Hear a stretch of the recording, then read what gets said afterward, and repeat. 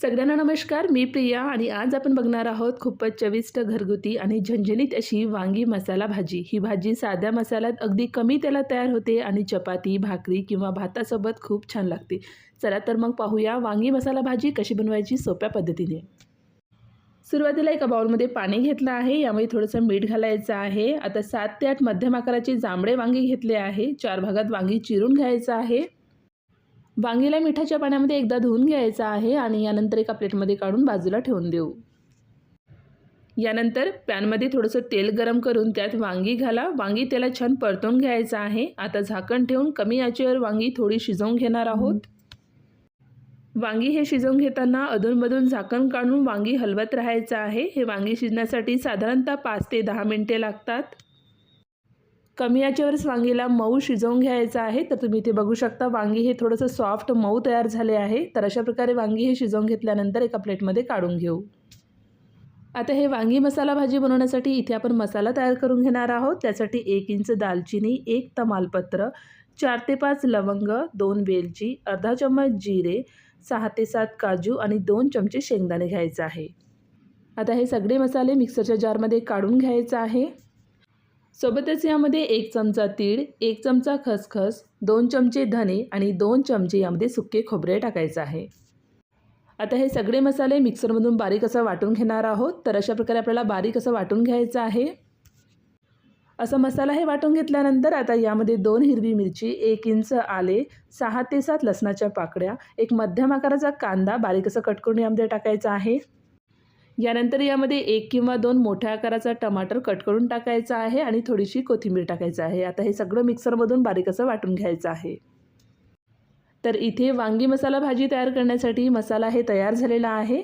तर अशा प्रकारे आपल्याला हे मसाला तयार करून घ्यायचा आहे. तर तयार झालेला हे मसाला बाजूला ठेवून द्यायचा आहे. आता गॅसवरती कढई ठेवायचं आहे. यामध्ये 3 ते 4 चमचे तेल टाकायचं आहे. तेल हे चांगल्या प्रकारे गरम झाल्यावर यामध्ये अर्धा चमचा जिरे आणि तयार करून ठेवलेला जे मसाला आहे ते पूर्ण मसाला यामध्ये टाकायचा आहे.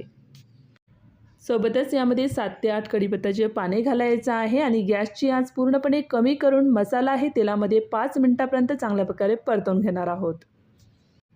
या मसाल्यावरती तेल येईपर्यंत कमी आचेवर मसाला हे छान असं फ्राय करून घ्यायचा आहे.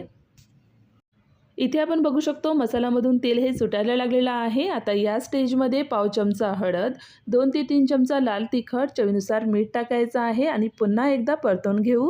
मसाला हे करपणार नाही यासाठी यामध्ये थोडंसं पाणी घालत आहे. मिक्सरच्याच भांड्यामध्ये थोडंसं पाणी घालून यामध्ये ते पाणी टाकायचं आहे. एकदा हे सगळं चांगल्या प्रकारे मिक्स करून घेतल्यानंतर गॅसची आच कमी करायचा आहे आणि यावरती झाकण लावून 2 मिनिटापर्यंत हे सगळे मसाले चांगल्या प्रकारे शिजवून घेणार आहोत. तर हे बघा मसाल्यातून छान तेल सुटलेलं आहे. तर मसाला तयार झाला आहे असं समजावा. आता आपण याआधी तेलात शिजवलेली जी वांगी होती हे वांगी मसाल्यात टाकायचं आहे. वांगी आणि मसाला नीट एकत्र करून घेऊ. एकदा हे सगळं मिक्स करून घेतल्यानंतर आता यामध्ये पाऊण वाटी किंवा एका लहान ग्लासने यामध्ये पाणी टाकायचं आहे.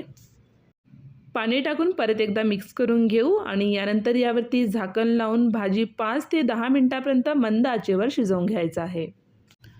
भाजी हे शिजवून घेताना अधूनमधून एकदा मिक्स करायचं आहे.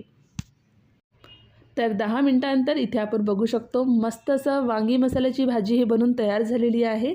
आता या तयार झालेल्या भाजीवरती बारीक असं चिरलेली कोथिंबीर घालायचं आहे आणि गॅसची फ्लेम हे बंद करायचं आहे. तर तयार आहे खमंग चविष्ट वांगी मसाला भाजी. तर ही भाजी चपाती, भाकरी किंवा भातासोबत खूप छान लागते. तर तुम्हीसुद्धा ही वांगी मसाला भाजीची रेसिपी नक्की ट्राय करून बघा आणि ट्राय करून बघितल्यानंतर तुम्हाला माझी ही रेसिपी कशी वाटली मला कमेंट्समध्ये सांगायला विसरू नका.